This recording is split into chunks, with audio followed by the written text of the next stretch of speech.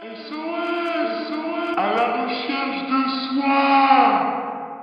SOS, SOS à la recherche de soi. SOS à la recherche de soi.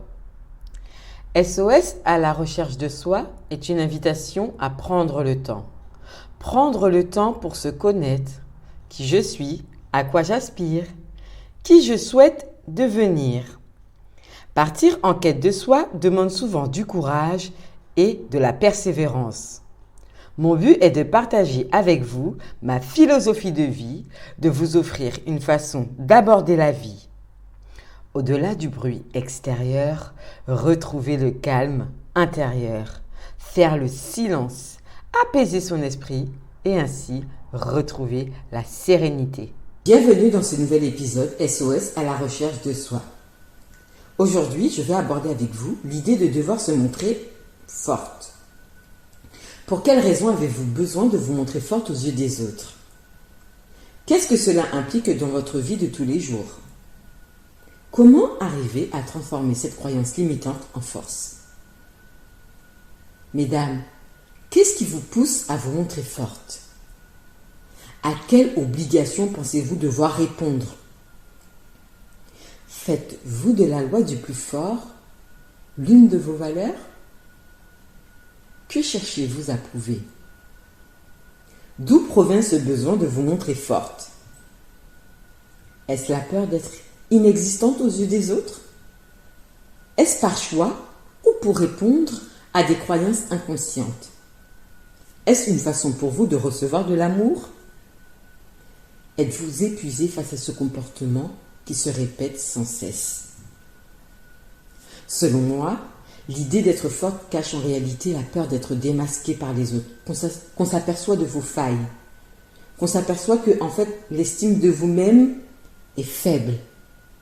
L'illusion de faire croire aux autres qu'on n'a pas besoin d'eux, que l'on peut se débrouiller seul. Éviter le rejet. C'est aussi une façon de se protéger, de ne pas montrer sa vulnérabilité. C'est exprimer aussi l'idée que puisque je suis forte, je ne suis pas faible. Vouloir être forte en toutes circonstances démontre en réalité une forme de manque de confiance en soi, une peur de ne pas être aimé pour qui l'on est.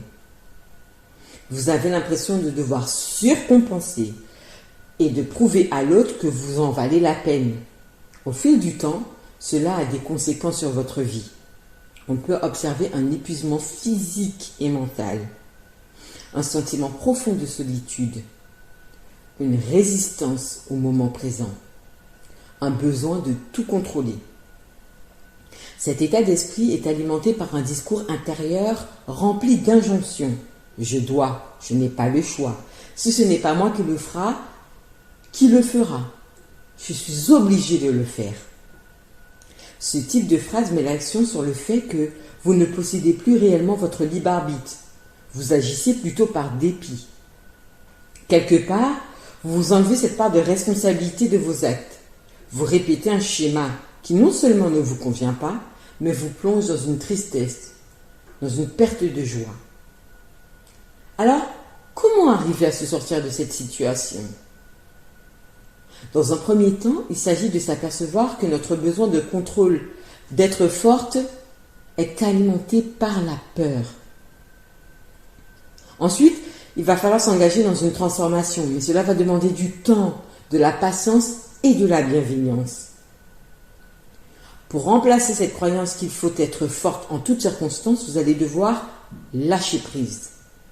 Vous octroyez des moments de calme et de silence, c'est-à-dire pratiquer de la méditation ou de la respiration de pleine conscience. Vous allez devoir aussi également reprendre le pouvoir sur vos pensées, ne plus vous identifier à elles.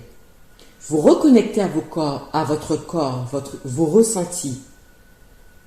Travailler sur l'estime de vous-même. Ne plus chercher à plaire aux autres, mais être conscient de votre propre valeur. Le fait de vouloir être forte en toutes circonstances est un cercle vicieux. Vous ressentirez toujours ce besoin de passer à l'action, de foncer tête baissée, de prendre les choses en main, de contrôler la vie. Alors qu'en réalité, La seule chose que vous allez arriver à faire, c'est vous épuiser, perdre le contrôle et en définitive, passer à côté de qui vous êtes vraiment. Être forte, oui, en acceptant de se montrer vulnérable par moments.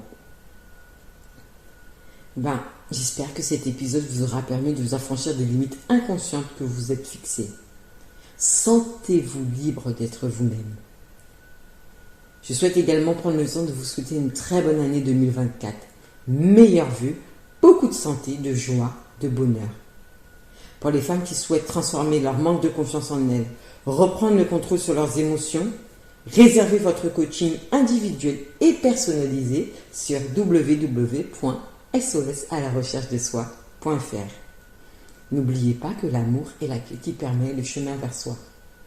Je vous souhaite plein de bonnes choses. Je vous dis à bientôt.